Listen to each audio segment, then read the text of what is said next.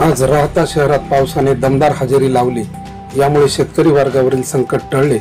गेले कित्येक दिवस पावसाने दडी मारली होती, त्यामुळे शेतकरी वर्ग हतबल झाला होता। पण आज मात्र पावसाने हजेरी लावून शेतकरी वर्गाला मोठा दिलासा दिला आहे। आजच्या पावसाने शेतकऱ्यावर आलेले दुबार पेरणीचे संकट टळले आहे।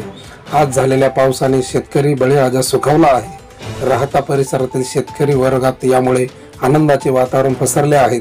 NS न्यूज करता कृष्णा नवना सदाफळसह अनिल सोमवंशी राहता।